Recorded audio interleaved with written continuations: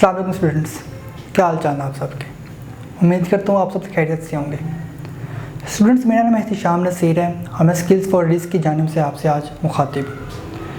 Students, हमने अपनी 9th class के कंप्यूटर की बुक का फर्स्ट चैप्टर स्टार्ट किया हुआ है और कल हमने उसका फर्स्ट टॉपिक प्रॉब्लम सॉल्विंग के हवाले से देखा था। आज हम मज़ीद आगे जाने से पहले इसको थोड़ा सा गो थ्रू कर लेते जो हमने कल पढ़ा था। हमने देखा था कि प्रॉब्लम सॉल्विंग होती क्या है। प्रॉब्लम सॉल्विंग हमारे पास एक सिस्टमेटिक टेक्निक है जिसमें डिफरेंट स्टेप्स को फॉलो करके हम अपनी प्रॉब्लम की आइडेंटिफिकेशन करते हैं और उसको सॉल्व करने की कोशिश करते हैं। उसमें सबसे फर्स्ट स्टेप जो हमने देखा था वो हमने उसकी डेफिनेशन देखी थी कि प्रॉब्लम जो हमारे पास आई है क्या वो प्रॉपर्ली डिफाइन है। अगर डिफाइन है तो उसमें तमाम रिक्वायरमेंट्स जो हमें रिक्वायर्ड हैं वो कंप्लीट हैं कि नहीं है। अगर तो हमारे पास जो प्रॉब्लम आई है वो कंप्लीट नहीं है, अनक्लियर है, तो उसके लिए हम डिफरेंट स्ट्रेटजीज़ का इस्तेमाल करते थे और उन स्ट्रेटजीज़ का इस्तेमाल करके हम अपनी प्रॉब्लम के बारे में जानने की कोशिश करते थे, जिसमें फर्स्ट स्टेप ये था कि हम उसका बैकग्राउंड चेक करते थे कि प्रॉब्लम हमारे पास किस बैकग्राउंड में, किस सर्कमस्टांसिस और सिचुएशन के अंदर आ रही है। उसके बाद हम गेसेस अप्लाई करते थे अपने, ताकि हम ये देख सकें कि अगर कोई हिडन इन्फॉर्मेशन हमें मिल जाए अपनी प्रॉब्लम के बारे में तो हमारे लिए अच्छा होगा। और ये गेसेस हमारे पास्ट एक्सपीरियंस की बेस पे होते थे। इसके बाद हम उस प्रॉब्लम की एक पिक्चर ड्रा कर लेते थे ताकि हम उसको आसानी से समझ सकें। इसके बाद हम अपनी प्रॉब्लम को एनालाइज करते थे। एनालाइज करने का मतलब ये था कि हम उसको डीपली अंडरस्टैंड करते थे ताकि हम उस अपनी प्रॉब्लम को आसानी से सॉल्यूशन दे सकें, और उसके लिए हम फ्लो चार्ट्स, एल्गोरिथम्स, इनका सहारा लेते थे। ठीक है, इसके बाद हम सॉल्यूशन की तरफ जाते थे। अपने सॉल्यूशन में हम देखते थे कि हमारा जो एल्गोरिथम है या हमारा जो प्रॉब्लम है उसका जो हमने एल्गोरिथम लिखा है क्या वो ठीक है कि नहीं है, हमने उसका जो फ्लो चार्ट बनाया है वो ठीक है कि नहीं है। हम इसकी मज़ीद डिटेल में जाते थे और इस तरह डिफरेंट स्टेप्स को हम फॉलो करते थे ताकि हमें प्रॉपरली एक आंसर उसका मिल जाए। फिर हम कैंडिडेट सोल्यूशन की तरफ जाते थे, जो ये हमारे पास स्पॉन्टेनियस सोल्यूशन होता था कि हमारा ऐसा सोल्यूशन जो कि एक्चुअल सोल्यूशन के आसपास हो, दूर ना हो, तो हम उस सॉल्यूशंस को कैंडिडेट सॉल्यूशंस बोलते थे। और इसके बाद हम अपने एक्चुअल सोल्यूशन की तरफ आते थे और हम देखते थे कि एक प्रॉब्लम के जो मल्टीपल सॉल्यूशंस हमारे पास मौजूद हैं उनमें से सबसे बेहतरीन सॉल्यूशन कौन सा है। स्टूडेंट्स, ये वो रिकैप था जो हमने कल के लेक्चर में पढ़ा था। आज का जो हमारा टॉपिक है वो है फ्लो चार्ट्स और एल्गोरिथम्स। हम इनके बारे में आज डिस्कस करेंगे। सबसे पहली चीज़ हम फ्लो चार्ट के बारे में डिस्कस करते हैं। हम देखते हैं कि फ्लो चार्ट होता क्या है और उसको बनाया कैसे जाता है। फ्लो चार्ट की सबसे पहले हम देखते हैं डेफिनेशन। तो फ्लो चार्ट हमारे पास रिप्रेजेंटेशन होती है पिक्चर्स की फॉर्म के अंदर उस डेटा की, उस प्रोसेस की जो हम फॉलो करते हैं अपने एक सोल्यूशन को बनाने के लिए। ठीक है, और इस सोल्यूशन को बनाने के लिए, इस फ्लो चार्ट को बनाने के लिए हम सिंबल्स का इस्तेमाल करते थे, हम एरोज का इस्तेमाल करते हैं, हम प्रोसेसेस का इस्तेमाल करते हैं। इन एरोज की वजह से हम ये बताते थे कि हमारा फ्लो चार्ट कहाँ से स्टार्ट होगा और किस डायरेक्शन के अंदर मूव करेगा। ठीक है स्टूडेंट्स, इसके बाद हमारे पास आते हैं इम्पोर्टेंस कि हमारे लिए एक फ्लो चार्ट किस कदर इम्पोर्टेंट है अपनी प्रॉब्लम सॉल्विंग के अंदर। तो स्टूडेंट्स, ये बात याद रखें कि जब भी हमारे पास कोई प्रॉब्लम आती है हमें उसको कंप्लीट करने के लिए उसका फ्लो चार्ट बनाना लाजमी होता है। अगर हमारे पास फ्लो चार्ट उसका ना बना हो तो हमारे लिए सॉल्यूशन को ढूंढना और उसको अंडरस्टैंड करना काफ़ी मुश्किल हो जाता है। इसी तरह अगर किसी प्रॉब्लम का फ्लो चार्ट ऑलरेडी बना हुआ हो तो हमारे लिए उस प्रॉब्लम को अंडरस्टैंड करना और उसके लिए उसमें से सॉल्यूशन निकालना काफ़ी ज़्यादा आसान हो जाता है, क्योंकि फ्लो चार्ट हमारे पास रिप्रेजेंटेशंस होती है पिक्चर्स की फॉर्म के अंदर, तो चीज़ें विजुअलाइज हुई होती हैं हमारे सामने। तो जब चीज़ें विजुअलाइज होती हैं हमारे सामने तो हम उनको ज़्यादा अच्छे तरीके से अंडरस्टैंड कर सकते हैं एज़ कम्पेयर टू के लिखी हुई कोई चीज़ हम पढ़ें और उसको अंडरस्टैंड करें। इसका फ़ायदा ये होता है कि हमारा रिसोर्स भी कम लगता है, हमारे पास टाइम भी बचता है और हमारा पैसा भी बचता है। और क्योंकि विजुअलाइज होती है चीज़ें तो हर चीज़ बहुत आसानी से कम्युनिकेट हो जाती है किसी दूसरे पर्सन को भी, अगर हमने किसी को अपनी प्रॉब्लम के बारे में बताना हो। एक चीज़ यहाँ पे आपको बताना चाहता हूँ, ये बहुत इफ़ेक्टिव वे होता है हमारे प्रॉब्लम सॉल्विंग में। इफ़ेक्टिव वे इस वजह से क्योंकि हमारे पास हर चीज़ पिक्चर्स की फॉर्म में और स्टेप बाय स्टेप बनी होती है, तो हमारे लिए सॉल्यूशंस को देख के बताना आसान होता है कि ये हम सॉल्यूशन हमारे पास ठीक है या नहीं है। ठीक है स्टूडेंट्स, उसके बाद हम ये देखेंगे कि इसमें क्या रिक्वायरमेंट्स हैं एक फ्लो चार्ट को बनाने के लिए। ठीक है, फ्लो चार्ट को बनाने के लिए स्टूडेंट्स आपको 4 चीज़ें रिक्वायर्ड होती हैं। सबसे पहले तो आपको एक इनपुट चाहिए जिसकी बेस पे आपने फ्लो चार्ट को स्टार्ट करवाना है, यानी आपको एक प्रॉब्लम स्टेटमेंट चाहिए। उसके बाद आपने उसमें से आउटपुट भी निकालनी है, उसमें आपने डिसीजंस भी लेने हैं और उसमें आपने प्रोसेस भी करना है। ये 4 एसेंशियल पॉइंट्स हैं जिसकी बेस के ऊपर हमारे पास एक फ्लो चार्ट कंप्लीट डिफाइन किया जाता है। ठीक है, इन चारों पॉइंट्स को थोड़ा डिटेल में देख लेते हैं। सबसे पहले हमने बात की थी इनपुट की। इनपुट का मतलब है कि यूज़र हमें कितना और कितनी बार डेटा देगा। ये डिपेंड करता है उस यूज़र के ऊपर जिसने हमें डेटा देना है। ठीक है, उसके बाद जो हमारे पास नेक्स्ट फेज आता है वो है प्रोसेस। जो डेटा हमारे पास आया है हमने उस पर कोई कैलकुलेशंस करनी है, परफॉर्मेंस कोई अप्लाई करनी है। उसके बाद वो हमारे पास डिसीजन सिंबल में आ जाएगा या डिसीजन की स्टेज में आ जाएगा। वहाँ पे हम फैसला करेंगे क्या ये जो फ्लो चार्ट हमने बनाया है ये ठीक है या नहीं ठीक। ठीक है, और उसके बाद लास्ट चीज़ आउटपुट। ठीक है, इनपुट जब ले ली हमने उस पर प्रोसेस कर लिया, हमने उस पर डिसीजन ले लिया, अब उसका कोई ना कोई आउटपुट भी आना है, तो वो आउटपुट हमारे पास किसी न किसी फॉर्म के अंदर लाजमी आएगी, जिसको देख के हमें आइडिया हो जाएगा कि हमारा फ्लो चार्ट ये ठीक है या नहीं ठीक, या हमारी प्रॉब्लम के लिए सूटेबल है या नहीं है। ठीक है स्टूडेंट्स, इसकी एक एग्जांपल देख लेते हैं हम।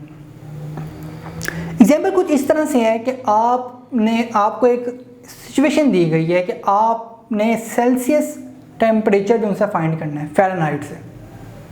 ठीक है, आपको फॉर्मूला तो आता ही होगा इसका। तो सबसे पहले आप क्या करेंगे, इनपुट ले लेंगे क्योंकि आपने फ़ारेनहाइट के अंदर इंफॉर्मेशन देनी है। लेट्स सपोज 72 थी कोई इंफॉर्मेशन, 72 फ़ारेनहाइट उसने आपको दे दिया है कैलकुलेट करने के लिए। तो उसके बाद आप क्या करेंगे, इनपुट तो आपके पास आ गई, अब आपने उसको प्रोसेस के अंदर लिखना है। ठीक है, प्रोसेस का सिंबल हम इस्तेमाल करेंगे, उसके अंदर फिर हम लिखेंगे फार्मूला जो कि हम सेल्सियस से फ़ारेनहाइट से सेल्सियस में करने के लिए इस्तेमाल करते हैं। सेल्सियस को मल्टीप्लाई करेंगे 9 से, डिवाइड कर देंगे 5 से और प्लस कर देंगे 32 को, तो हमारे पास वो जो टेम्परेचर फ़ारेनहाइट में था वो सेल्सियस में कन्वर्ट हो जाएगा। ठीक है स्टूडेंट्स, इसी तरह एक और हम फ्लो चार्ट देख लेते हैं जिसमें आपको ये कहा गया है कि आपने एक्सेलरेशन फाइंड करना है एक मूविंग ऑब्जेक्ट का जिसकी मास और फोर्स आपको दी गई है। इसका भी आसान सा तरीका है कि किसी भी ऑब्जेक्ट का अगर आपने एक्सेलरेशन फाइंड करना है तो उसकी मास को उसके फोर्स के ऊपर डिवाइड कर दें, आपको उसकी एक्सेलरेशन निकल आएगी। तो ये कुछ एग्जांपल्स हैं, इसके अलावा बहुत सारी एग्जांपल्स हैं जो आपकी बुक के अंदर आपको दी हुई हैं, हम उन सबको गो थ्रू नहीं करेंगे। ये कुछ एग्जांपल मैंने आपको बता दिए सिर्फ आपको समझाने के लिए। इसके बाद हमारे पास आ जाते हैं सिंबल्स। एक फ्लो चार्ट में जब हमने बनाना होता है तो उसमें कौन से सिंबल इस्तेमाल होते हैं स्टूडेंट्स। तो सबसे पहले तो हमारे पास उसका एक इनिशियल सिंबल होता है, स्टार्टिंग सिंबल होता है, उसको टर्मिनल भी बोलते हैं। ठीक है, ये वो सिंबल है जो कि हम अपने फ्लो चार्ट को स्टार्ट और ख़त्म करने के लिए इस्तेमाल करते हैं। जब हमारा फ्लो चार्ट कंप्लीट हो जाएगा तब भी हम यही टर्मिनल सिंबल जो सा वो इस्तेमाल करेंगे। इसके अलावा एरो साइंस आपको नज़र आ रहे होंगे, तो ये एरो सिंबल जो सा है ये हमारे प्रोग्राम का जो स्टेप है उसके फ़्लो को रिप्रेजेंट करेगा कि हमारा जो फ़्लो है वो किस डायरेक्शन में है। टॉप से बॉटम की तरफ हमारा फ़्लो आएगा या लेफ़्ट से राइट की तरफ हमारा फ़्लो मूव करेगा फ़्लो चार्ट का। ठीक है, इसके अलावा प्रोसेस का सिंबल है। ठीक है, जिसमें हम कैलकुलेशन वगैरह करेंगे, कुछ इन्फॉर्मेशन हम लेंगे यूज़र से, कुछ इन्फॉर्मेशन हम कंप्यूटर को भी देंगे।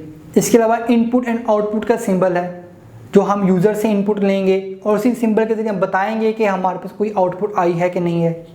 इसके अलावा हमारे पास डिसीजन का सिंबल है, डायमंड सिंबल आपको बना हुआ नज़र आएगा। ये डायमंड सिंबल जो सा डिसीजन के लिए इस्तेमाल होता है, इफ़ एल्स स्टेटमेंट्स के लिए। ठीक है, तो ये कुछ सिंबल्स हैं जो कि हम इस्तेमाल करते हैं अपने फ्लो चार्ट में। ठीक हो गया जी। इसके बाद जो आपके पास चीज़ आ जाती है वो है रिपीटिशंस। जब हम एक फ्लो चार्ट बनाते हैं तो इस फ्लो चार्ट के बनाने के दौरान कुछ स्टेप्स ऐसे भी आते हैं जो बार बार रिपीट होते हैं। ठीक है, इनको सर्कल बोलते हैं या साइकिल बोलते हैं या इनको लूप्स भी बोलते हैं, जो बार बार एक चीज़ रिपीट कर रहे होते हैं। और ये मोस्टली केसेस में डिसीजन के टाइम पे हो रहा होता है। ठीक है, डिसीजन या तो हमारा ट्रू होता है या तो हमारा फॉल्स होता है। अगर तो हमारा डिसीजन ट्रू होता है तो हमारा जो हमारे पास फ्लो चार्ट है वो कंप्लीट हो जाता है, और अगर वो ट्रू नहीं होता तो हमारे पास वो सर्कल अगेन चलता है। ठीक है, और उसके बाद अगेन कंडीशन को टेस्ट होती है, चेक होती है, और उसके बाद उसका आउटपुट अगेन आता है और हम फिर कोई डिसीजन लेते हैं कि ठीक है या नहीं ठीक। अगर ठीक है तो ओके, सिस्टम से हम बाइड आ जाएंगे, अगर नहीं है तो हमारे पास अगेन इसका एक थर्ड सर्कल भी चलेगा। इस तरह से जो हमारे पास चीज़ें आती हैं वो रिपीटिशंस के अंदर आती हैं। तो स्टूडेंट्स, ये था हमारे पास फ्लो चार्ट के हवाले से कि फ्लो चार्ट क्या होता है। हमने इसके अंदर बहुत कुछ देखा, हमने उसकी डेफिनेशन देखी, हमने उसकी इंपॉर्टेंस देखी, फिर हमने देखा कि उसमें सिंबल्स कौन से इस्तेमाल होते हैं, फिर हमने उसकी एग्जांपल भी देखी, और फिर लास्ट में हमने रिपीटिशंस देखी कि हमारे लूप में या फ्लो चार्ट के अंदर रिपीटिशंस किस तरह से आती हैं। स्टूडेंट्स, नेक्स्ट जो टॉपिक है हमारा वो है एल्गोरिथम्स के हवाले से। एल्गोरिथम्स क्या है? तो जैसे हमने देखा एक फ्लो चार्ट है, इसी तरह हमारे पास एल्गोरिथम्स भी है। ये सेट ऑफ स्टेप्स होते हैं जिनको जब हम फॉलो करते हैं तो हमारे पास एक सोल्यूशन जो सा वो बन जाता है। लेकिन ये सब कुछ बनता तब है जब हमारे पास एक फ्लो चार्ट बना हुआ होता है, क्योंकि वहाँ पे हम पहले स्टेप्स डिफाइन कर चुके होते हैं। एल्गोरिथम में चीज़ ये आती है कि हम ये सब कुछ पेपर के ऊपर लिखते हैं सबसे पहले। ठीक है, फ्लो चार्ट के अंदर आप देखें तो हमने वहाँ पे सिंबल्स का इस्तेमाल किया। यहाँ पे हम सिंबल्स इस्तेमाल नहीं करते, बल्कि यहाँ पे हम नेचुरल लैंग्वेज का इस्तेमाल करते हैं। वो चाहे आपकी उर्दू है चाहे इंग्लिश है, आप उस सोडो कोड के अंदर उस स्टेप्स को लिख लेते हैं ताकि आपको आसानी रहे उसको बाद में एग्जीक्यूट करने। जब आप ये काम कर लेते हैं, उसको नेचुरल लैंग्वेज में लिख लेते हैं, उसके बाद हम ये काम करते हैं कि हम उसको प्रोग्रामर के हवाले करते हैं। जब प्रोग्रामर के हम उसका हवाले करते हैं, वो प्रोग्रामर उन स्टेप्स को किसी प्रोग्रामिंग लैंग्वेज की इंस्ट्रक्शंस के तौर पे लेता है और उसको फिर उसके अंदर कन्वर्ट करके प्रॉब्लम का हल निकालता है। ठीक है स्टूडेंट्स, तो ये थे हमारे पास एल्गोरिथम। अब हम देखते हैं कि इसका रोल क्या होता है। जैसे हमने देखा कि इंपॉर्टेंस होती है फ्लो चार्ट की, इसी तरह हमारे पास इंपॉर्टेंस है एल्गोरिथम की भी। एल्गोरिथम बच्चों इतना इंपॉर्टेंट होता है कि इसके बगैर हमारी प्रॉब्लम सॉल्व हो ही नहीं सकती। जैसे मैंने आपको पहले बताया कि इसके लिए फ्लो चार्ट पहले से डिफाइन किया जाता है, बनाया जाता है, और उसके बाद हम इसको किसी प्रोग्रामर के हवाले करते हैं, और वो प्रोग्रामर हमारे इस सूडो कोड को या जो नेचुरल लैंग्वेज में हमने डेटा लिखा होता है, इसको किसी प्रोग्रामिंग लैंग्वेज के अंदर कन्वर्ट करता है, और कन्वर्ट करने के बाद हम उसको फिर आगे प्रॉब्लम सॉल्विंग के लिए इस्तेमाल करते हैं। स्टूडेंट्स, जो एल्गोरिथम्स होते हैं हमारे पास, इसकी बेस पे ही हमारे तमाम सॉल्यूशंस डिफाइन किए जाते हैं, और ये डिफरेंट होते हैं प्रॉब्लम्स के हिसाब से। ये छोटे भी होते हैं, ये बड़े भी होते हैं, ये इजी भी होते हैं, और ये कॉम्प्लेक्स भी होते हैं। ठीक है स्टूडेंट्स, नेक्स्ट चीज़ जो हमारे पास आती है वो है फॉर्मूलेशन। फॉर्मूलेशन का मतलब है कि हम जब एल्गोरिथम बनाते हैं तो उसमें कौन से स्टेप्स इंक्लूडेड हैं, किन स्टेप्स का हम इस्तेमाल करेंगे। जैसे हमने फ्लो चार्ट के अंदर देखा कि हमने कहा कि एक टर्मिनल होगा सिंबल हमारे पास, जिसको हम स्टार्टिंग और एंडिंग के लिए इस्तेमाल करेंगे। वो वैसे ही एल्गोरिथम्स के अंदर भी हमारे पास एक स्टार्ट स्टेटमेंट होती है। जब हम स्टार्ट लिख देते हैं या बिगिन लिख देते हैं, वहाँ से एक्चुअल में हमारा एल्गोरिथम स्टार्ट हो जाता है। ठीक है, उसके बाद हम कोई इनपुट लेते हैं। इनपुट लेने का मतलब है कि हम यूज़र से कहते हैं हमें कोई इंफॉर्मेशन प्रोवाइड करे, जिसकी बेस के ऊपर हम कोई आउटपुट जनरेट करेंगे, हम उसको प्रोसेस करेंगे। इसके बाद जो हमारे पास नेक्स्ट फेज आता है वो है सेट।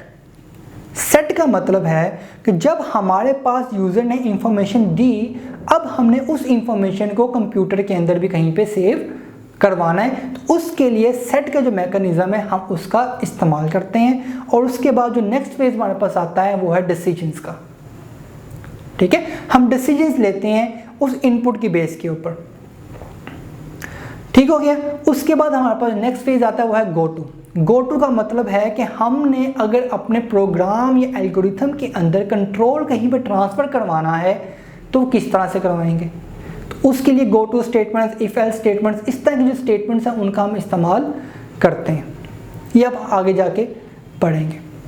ठीक हो गया। तो उसके बाद हमारे पास आ जाती है आउटपुट। हमने इनपुट भी ले ली, हमने प्रोसेस कर लिया, उस कंप्यूटर में सेव करवा दिया, सेव करवाने के बाद हमने डिसीजन ले लिया। अब सब कुछ करने के बाद जो लास्ट चीज़ हमारे पास आएगी वो है आउटपुट। तो जाहिर सी बात है, जैसे फ्लो चार्ट में ये था, हमने स्टेप्स देखे थे, कोई इनिशियल स्टेप होगा, प्रोसेस होगा, उसके बाद हमारे पास कोई आउटपुट आएगी। यहाँ पर भी वही काम है कि हमने इनपुट ली, प्रोसेस किया, डिसीजन लिया और उसके बाद हमारे पास कोई उसकी आउटपुट आ गई। ठीक हो गया। यहाँ पे इसके बाद जो हम चीज़ देखेंगे वो है इफ़ेक्टिवनेस। इफ़ेक्टिवनेस का मतलब है कि हमारे पास जो एल्गोरिथम हमने डिज़ाइन किया है वो कितना इफ़ेक्टिव है एक सोल्यूशन बनाने के लिए। तो उसके लिए दो फैक्टर्स हैं जिनका हम नज़रसानी करते हैं। सबसे पहला ये कि हम ये देखते हैं कि उसके नंबर ऑफ स्टेप्स क्या हैं। ठीक है, एक एल्गोरिथम के अंदर उसके नंबर ऑफ स्टेप्स क्या है, वो कितना लेंथी है। और दूसरा ये कि वो कंप्यूटर में कितनी स्पेस ले रहा है।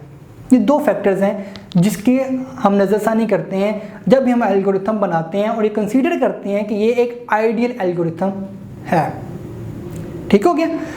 अब जो हमने बात की नंबर ऑफ स्टेप्स, इसका क्या मतलब है। कुछ प्रॉब्लम्स ऐसी होती हैं जो कि कम नंबर ऑफ स्टेप्स के अंदर सॉल्व हो जाती है, उसमें स्टेप्स कम लिखे जाते हैं, प्रोग्राम छोटा सा होता है, एल्गोरिथम छोटा सा होता है। ठीक है। और कुछ ऐसे स्टेटमेंट्स भी होती हैं जो साइज में छोटी तो होती हैं लेकिन मेमोरी में बहुत ज़्यादा स्पेस ले रही होती हैं, जिसकी वजह से हमारे कंप्यूटर की परफॉर्मेंस, हमारे एल्गोरिथम की परफॉर्मेंस, हमारे प्रॉब्लम सॉल्विंग की जो परफॉर्मेंस है उस पर इफेक्ट आ सकता है। ठीक है। बाज़ जगहों पर ये चीज़ बेहतर होती है, बाज़ जगहों पर ये चीज़ बेहतर नहीं होती। तो ये हम जब भी प्रॉब्लम की नौयत देखते हैं उसके बाद हम डिसाइड करते हैं कि इन दोनों में से किस चीज़ को हमने प्रेफरेंस देनी है। नेक्स्ट जो हमारा टॉपिक है वो है हमारे पास एडवांटेजेस और डिसएडवांटेजेस। हम एडवांटेजेस और डिसएडवांटेजेस दोनों के डिस्कस करते हैं पैरेलल में, फ्लो चार्ट के भी और एल्गोरिथम्स के भी। अब होता ये है फ्लो चार्ट में कि ये हमारे पास बहुत आसान होता है ड्रा करना। ठीक है। इसके अलावा इसमें जो भी हमें प्रॉब्लम आती है उसको फाइंड करना बहुत ज़्यादा आसान होता है। इसमें एरर्स को ढूंढना बहुत ज़्यादा आसान होता है। ठीक है। और क्योंकि इसमें हर चीज़ हमारे पास स्टेप टू स्टेप चल रही होती है तो उस चीज़ का जो फ्लो है उसको भी देखना हमारे लिए बहुत ज़्यादा आसान होता है। ठीक है। ये थे हमारे पास एडवांटेजेस फ्लो चार्ट के। अगर हम डिसएडवांटेजेस की बात करें वो ये है कि हमारे पास बहुत कम टाइम होता है किसी भी एक कॉम्प्लेक्स किस्म के फ्लो चार्ट को ड्रा करने के लिए। इसको ड्रा करना काफ़ी मुश्किल होता है और इन फ्लो चार्ट सिर्फ सिंपल प्रॉब्लम्स के लिए ही बेहतर रहता है। हम कॉम्प्लेक्स किस्म की प्रॉब्लम के लिए इसको डिफ़ाइन नहीं कर सकते। हमें ज़्यादा टाइम रिक्वायर्ड होता है किसी भी फ्लो चार्ट को बनाने के लिए, क्योंकि हमने उसमें डिफरेंट स्टेप्स को देखना होता है। फ्लो चार्ट्स में हमने इनपुट भी देखी, प्रोसेस भी देखा, उसकी आउटपुट भी देखी। तो इन सब को आइडेंटिफाई करना और इन सब को फिर स्टेप्स लिखना और इसके एल्गोरिथम्स लिखना, तो ये सब कुछ काफ़ी एक लेंथी प्रोसेस होता है। ठीक है। ये कुछ इसके डिसएडवांटेजेस भी थे। अब हम इसके साथ ही पैरेलल में एल्गोरिथम्स के एडवांटेजेस और डिसएडवांटेजेस भी देख लेते हैं। वो ये है सबसे पहले जैसे फ्लो चार्ट है। फ्लो चार्ट दिखने में तो बहुत इजी है लेकिन बनाने में थोड़ा सा कॉम्प्लेक्स होता है, लेकिन एल्गोरिथम ज़रा इजी होता है हमारे लिए उसको बनाना, क्योंकि उसके लिए हमने फ्लो चार्ट को ऑलरेडी बना लिया होता है। ठीक है जी। इसके अलावा एल्गोरिथम जो उनसे हैं वो लिखना आसान होते हैं as compare to flow chart के। क्योंकि फ्लो चार्ट के अंदर ये होता है कि हमने हर स्टेप को डिस्क्राइब किया होता है, उसकी छोटी छोटी इंट्रोडक्शंस दिए होते हैं, जबकि एल्गोरिथम्स के अंदर हम ये कुछ नहीं कर रहे होते। हम सिर्फ और सिर्फ उसको एक डिटेल फॉर्म के अंदर प्रोग्रामिंग लैंग्वेज में लिख रहे होते हैं। ठीक है जी। इसके अलावा जैसे हमने देखा कि कॉम्प्लेक्स किस्म की जो प्रॉब्लम्स होती हैं उनके लिए फ्लो चार्ट को बनाना काफ़ी मुश्किल होता है, लेकिन एल्गोरिथम्स में ये चीज़ टोटल उलट है। एल्गोरिथम्स में क्योंकि हमें सिर्फ लॉजिक चाहिए होती है, हम उस लॉजिक की सेंस के ऊपर एल्गोरिथम को डिज़ाइन भी कर लेते हैं और हम उसको किसी प्रोग्रामिंग लैंग्वेज के अंदर कन्वर्ट भी कर लेते हैं। तो ये कुछ उसके एडवांटेजेस थे। अब हम इसकी डिसएडवांटेजेस की बात कर लेते हैं। डिसएडवांटेज में सबसे पहले ये आता है कि जब हमने एक एल्गोरिथम बना लिया तो उसके बाद अगर हम उस पर कोई मॉडिफिकेशन करते हैं, हमें पूरे के पूरे एल्गोरिथम में मॉडिफिकेशन करनी पड़ती है, क्योंकि सिर्फ एक स्टेप की चेंज होने की वजह से बाकी जगहों पर भी इफ़ेक्ट आ सकता है, तो हमें उस इफ़ेक्ट को भी देखना होता है। ठीक है।